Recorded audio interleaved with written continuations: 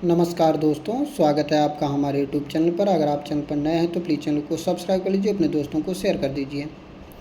दोस्तों, इसकी पीडीएफ आपको टेलीग्राम ग्रुप में मिलेगी, जिसका लिंक मैं डिस्क्रिप्शन बॉक्स में दे दूँगा। ठीक है, तो ग्रेड डी के लिए डिक्टेशन लिखने के लिए तैयार हो जाइए। डिक्टेशन शुरू करते हैं 5 सेकंड में।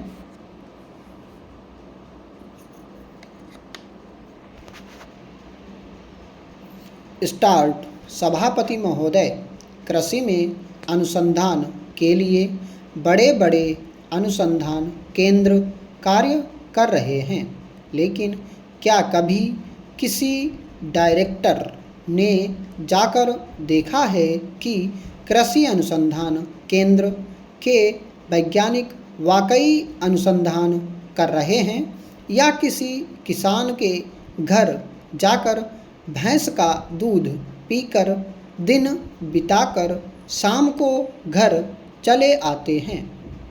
सूखे पर सरकार का कोई बस नहीं है, यह मैं मानती हूँ।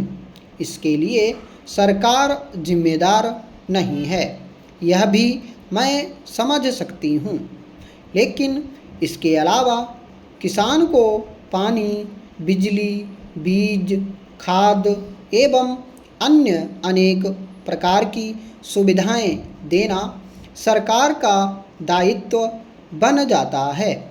मैं तो कहना चाहती हूँ कि जिस प्रकार से सरकार विदेशों के साथ अपने हर प्रकार के संबंध सुधार रही है, उस प्रकार से किसी देश से जल मुहैया कराने के साधन अपनाने हेतु वैज्ञानिक, विशेषज्ञ या तकनीशियन भी हमारे देश में बुलाएं, जो हमारे देश में आकर देख सकें कि हमारे यहाँ किस प्रकार से भूमिगत जल को ऊपर लाया जा सकता है और किस प्रकार से हमारे देश में पानी की उपलब्धता बढ़ाई जा सकती है। आज इतने साल बीतने के बाद भी ऐसी कोई व्यवस्था नहीं हुई है और राजस्थान में ऐसी स्थिति बनी हुई है कि वहाँ हर साल अकाल पड़ता है और उस अकाल में कितने व्यक्ति और जानवर मरते हैं, उसका कोई हिसाब किताब नहीं है। इस साल जनसंख्या की गणना की जा रही है। मैं समझती हूँ कि अगर वह गणना पिछले साल से कम निकले तो उसमें कोई ताज्जुब की बात नहीं है। इसी के साथ मैं यह भी कहना चाहती हूँ कि आपने किसानों के ऊपर पाबंदी लगाई हुई है कि किसी जानवर को गोली से मत मारो, क्योंकि यह पर्यावरण को गंदा करता है। मैं मानती हूँ कि देश के लिए पर्यावरण बहुत आवश्यक है, लेकिन यह भी देखना चाहिए कि यहाँ ऐसे कुछ जानवर पैदा हो गए हैं जो किसानों की फसलों को खराब करते हैं। मेरा कहना है कि वहाँ नील गायों की संख्या बढ़ती जा रही है, वह 1 गुना से 10 गुना हो जाती है। वे नीलगाय हर किसान की फसल को नष्ट कर देती हैं, लेकिन किसान बेचारा हाथ बांधकर बैठा है, क्योंकि सरकार के आदेश हैं कि आप उनको मार नहीं सकते। वे अगर आपकी फसल को खा रही हैं तो खा जाएं, उजाड़ रही हैं तो उजाड़ दें, लेकिन आप उनको मार नहीं सकते। यहाँ पर महोदया जी नहीं हैं। महोदय, इस आधार पर मैं कह सकता हूँ कि सरकार ने श्रमिकों के हित में कानून बनाया है।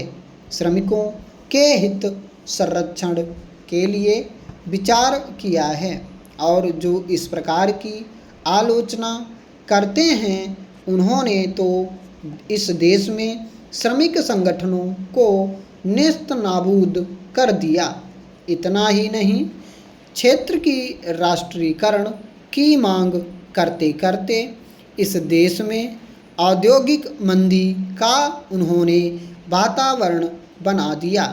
इसलिए मैं माननीय श्रम मंत्री जी से निवेदन करना चाहूँगा कि वे और हम दोनों ही एक ही भारतीय मजदूर संघ में काम करते रहे। और मैं इस सदन को जानकारी देना चाहता हूँ कि मेरे सांसद तो वे हैं, मैं इनके क्षेत्र में रहता हूँ, मैं अन्यत्र क्षेत्र से चुनाव लड़ता हूँ और मेरे अग्रज वे हैं। भारतीय मजदूर संघ में मैंने और इन्होंने काम किया है और यही एकमात्र ऐसी संस्था है और मैं कहूँगा कि इनके विचारों को इस देश में लागू किया जाना चाहिए। हमारा सिद्धांत है कि उद्योगों का श्रमिकीकरण होना चाहिए, अर्थात उद्योगों में प्रबंधन में श्रमिकों की भागीदारी होनी चाहिए। प्रबंधन में भागीदारी नहीं होने के कारण प्रबंधक मनमर्जी तरीके से निर्णय ले लेता है। मजदूर पसीना बहाता है, मालिक पैसा लगाता है। एक का पसीना और दूसरे की पूंजी लगती है, तब दोनों मिलकर कोई कार्य करते हैं और जो उत्पादन होता है तो उसका लाभ दोनों को मिलता है। इसलिए औद्योगिक व्यवस्था में प्रबंधन में श्रमिकों की भागीदारी होनी चाहिए। उद्योगों का राष्ट्रीयकरण करने की आवश्यकता नहीं है। वास्तव में श्रमिकों का राष्ट्रीयकरण करो और श्रमिकों का राष्ट्रीयकरण करने से मेरा आशय यह है कि श्रमिक देशभक्त होने चाहिए। अगर श्रमिक देशभक्त होंगे तो उद्योगों का भी फायदा होगा और देश का भी फायदा होगा। देश का औद्योगिकरण होना चाहिए, जहां अगर ये तीन बातें लागू हो गईं तो इस देश में अमन चैन का वातावरण होगा और ना श्रमिक दुखी होगा और ना देश की आर्थिक व्यवस्था खराब होगी। इस दिशा में सरकार अग्रसर हो रही है। सरकार ने जो श्रम आयोग बनाया है, श्रम आयोग में जो भी निर्णय लिए जाएं और जो भी कानून बने, उनमें इन सब बातों का समावेश होना चाहिए। मैं उम्मीद करता हूँ और मुझे विश्वास भी है कि जिस उद्देश्य से श्रम आयोग बना है, उसकी जब सिफारिशें आएंगी तो उन सब को लागू करने के लिए इन सब बातों को ध्यान में रखकर देश हित में और कानून बनाए जा सकते हैं। अध्यक्ष महोदय, आपका अभिनंदन करने के लिए मैं यहाँ खड़ा हुआ हूँ।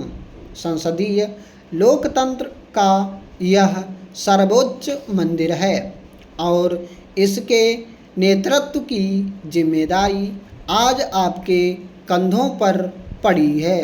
इस देश की सभी विधानसभाएं, विधान परिषदें हमेशा इस संसद की तरफ से मार्ग निर्देशन लेती हैं और इसीलिए आपके ऊपर बड़ी जिम्मेदारी है।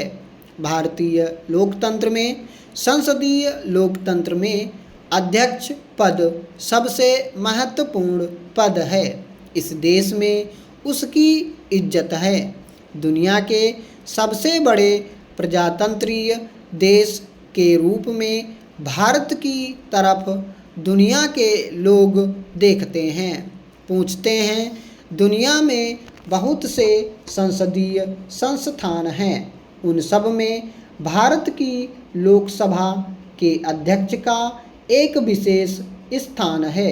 राष्ट्रमंडल संसदीय संगठन हो या अन्य दुनिया के संसदीय संगठन हो, सभी में भारत के लोकसभा अध्यक्ष का एक महत्वपूर्ण स्थान है और यह जिम्मेदारी पूरा करने का काम अब आपको करना पड़ेगा। स्टॉप।